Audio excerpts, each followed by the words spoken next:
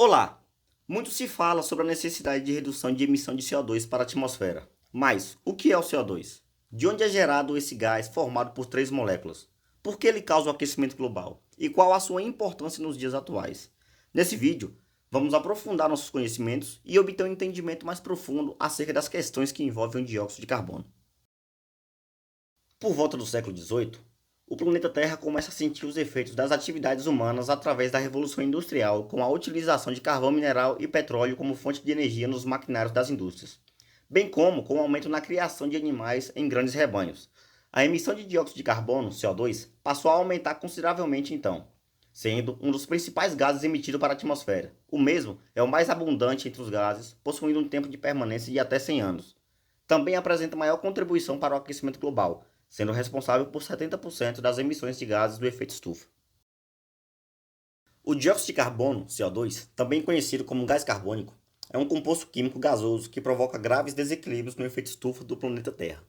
Em condições normais, esse gás não apresenta cheiro ou sabor, sendo de difícil detecção. Essencial para a vida no planeta, o carbono é encontrado na atmosfera na forma de dióxido de carbono. Este pode ser produzido a partir da oxidação do monóxido de carbono. Por outro lado, vários organismos liberam esse gás mediante o processo de respiração, como animais, seres humanos e organismos vivos. Outras fontes para a geração de CO2 se dá através da decomposição de seres vivos e materiais, erupções vulcânicas, atividade humana, principalmente de indústrias, queima de combustíveis fósseis, como carvão, diesel e gasolina, desmatamento e queimadas.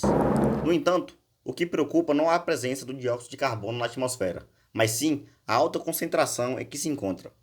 Isso acontece porque, de acordo com diversos estudos científicos, este é o gás do efeito estufa que mais contribui para o aquecimento global. Você muito provavelmente já escutou que o efeito estufa no nosso planeta é produzido por gases e que o aumento no lançamento na quantidade de CO2 na atmosfera está aquecendo cada vez mais o nosso planeta. Em termos científicos, Barry, Charlie e Christopherson definem o efeito estufa como um fenômeno natural que ocorre na atmosfera planetária devido à presença desses gases. Um exemplo, o dióxido de carbono, vapor d'água e metano.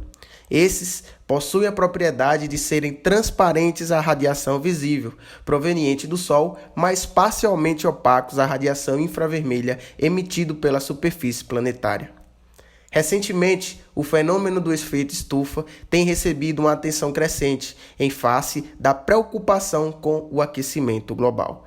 Este último, muito provavelmente causado pela intensificação do efeito estufa devido às emissões humanas de gases. Mas como a mecânica quântica explica tal fenômeno, que em partes contribuiu para a existência da vida humana? Como o calor consegue entrar na atmosfera, mas não consegue sair? Esse croquis ilustrativo mostra que com a Revolução Industrial, a presença desse composto químico aumentou e se tornou mais abundante na atmosfera, devido às emissões em decorrência do surgimento de fábricas e modernização dos centros urbanos. Os combustíveis fósseis, como carvão ou petróleo, usados na queima para a geração de energia, quantidade de automóveis em trânsito nas cidades, produzem quantidades de emissões de CO2. Todavia, quando deixamos as luzes, por exemplo, acesas ou qualquer dispositivo eletrônico, você está enviando mais CO2 para a atmosfera. Como o CO2 absorve radiação eletromagnética? Pois bem, como representados pelas imagens abaixo, a luz pode ser descrita como a onda ou partícula, o fóton, e quanto maior for a frequência dessa onda, maior a energia transportada. Entre as cores que enxergamos, a luz vermelha é a de menor frequência. Seus fótons carregam menos energia e possuem maior comprimento de onda. Já a luz violeta é a de maior frequência, sua onda é mais curta e seus fótons carregam mais energia. Por exemplo, o controle remoto de eletrodomésticos funciona com luz infravermelha, que possui frequência e energia menores que a cor vermelha, invisíveis aos nossos olhos. E para frequências acima do violeta, temos ultravioleta, raio-x e raios gamas. Todos são luz em diferentes estados de energia e frequência. Todo corpo em equilíbrio térmico emite uma quantidade de energia igual à que é absorvida. A Terra, por exemplo, recebe a radiação proveniente do Sol, que devido à sua alta temperatura emite predominantemente na faixa do visível. Quando entra na atmosfera, parte da luz volta para o espaço e parte é absorvida. O que o planeta emite de volta para o espaço é luz infravermelha, pois a sua temperatura é baixa demais para emitir luz visível. O balanço do que é absorvido e refletido faz com que a Terra mantenha um equilíbrio térmico. Uma pequena diferença do que é emitido e absorvido pode produzir uma Terra mais quente ou mais fria. É aí que entra o efeito estufa. Cada molécula possui um número bem definido de níveis de energia possíveis para os seus elétrons. Para que ocorra uma transição do nível fundamental para o estado mais energético, uma molécula precisa ganhar uma quantidade exata de energia. Essa energia é recebida dos fótons, que transportam quantidades que não correspondem a nenhuma transição de energia possível para o CO2. Seria como imaginar que não exista nenhuma barreira na ligação e o fóton consegue passar por ela tranquilamente. É dessa forma que a luz consegue entrar na atmosfera, mas quando a Terra tenta devolver energia na forma de luz infravermelha, esses fótons são absorvidos pela molécula de CO2, pois carrega a quantidade exata de energia para excitar a molécula. Logo após a interação, a molécula retorna ao nível fundamental, liberando energia através de um fóton, que é emitido pela molécula em uma direção aleatória. Parte dessa energia retorna à superfície da Terra, causando o aquecimento global. Em níveis normais, a presença do CO2 na atmosfera é importante, pois mantém a temperatura média da Terra em um valor favorável à vida, mas quanto mais CO2 lançamos na atmosfera, maior é a retenção de energia e mais se altera as condições climáticas do planeta. Representados pela imagem abaixo, o CO2 é uma molécula linear triatômica que apresenta 4 modos normais de vibração, denominados estiramento simétrico, estiramento assimétrico e 2 modos de deformação angular. Para cada modo de vibração, ocorre a absorção de radiação de um comprimento de onda particular. O modo de estiramento assimétrico absorve a radiação infravermelha com comprimento de onda de 4,2 micrômetros, enquanto que o modo de deformação angular absorve radiação com comprimento de onda de 15 micrômetros. São justamente essas bandas de absorção de 4,2 e 15 micrômetros que o tornam o CO2 um gás de efeito estufa na atmosfera terrestre. Diante do que foi visto sobre o gás carbônico e o aquecimento global, será se esse composto tem alguma importância para o nosso planeta? Bom, o que vamos ver a partir daqui é que o dióxido de carbono ele é essencial para a vida na Terra, por ser um dos compostos principais para a fotossíntese das plantas.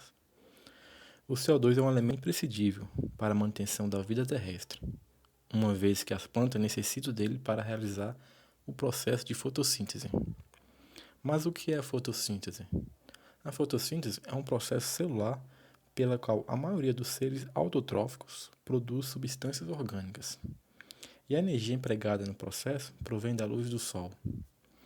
O tipo mais comum de fotossíntese, realizado pelas plantas, pelas águas e por certas bactérias, utiliza como reagente o gás carbônico, CO2, e a água, H2O, e gera como produto glicídio e gás oxigênio, O2.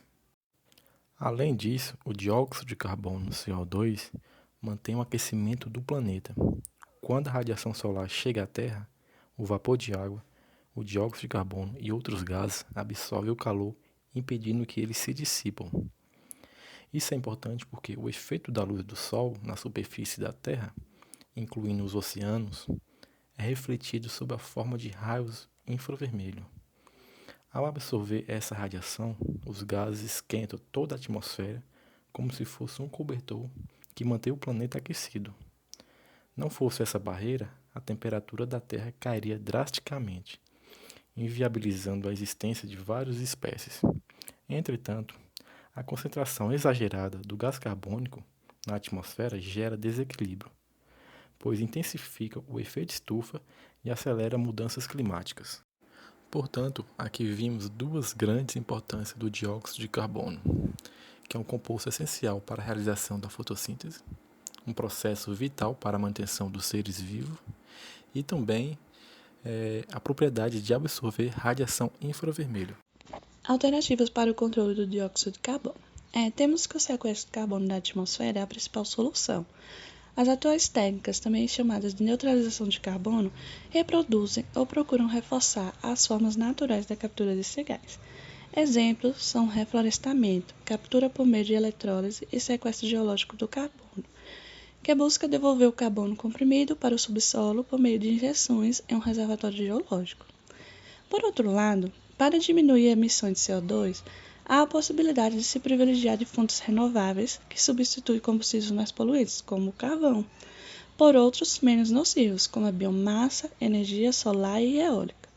A adoção de políticas governamentais mais rígidas quanto ao controle, padrão de qualidade do ar e emissão também é essencial. A nível do indivíduo, é imprescindível diminuir o consumo de carne e derivados de animais, assim como preferir o transporte público e, caso for comprar um carro, escolher veículos que emitem menos dióxido de carbono, como, por exemplo, o carro elétrico.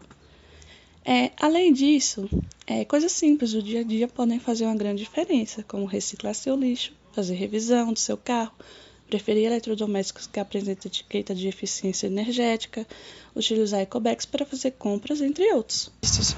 Podemos perceber que o CO2 ele é um grande causador do aquecimento global, porém é um gás vital para a vida dos seres vivos. Então, não se pode erradicá-lo do planeta Terra. E com isso concluímos. Obrigada por assistir. Deixa um joinha aí. Valeu!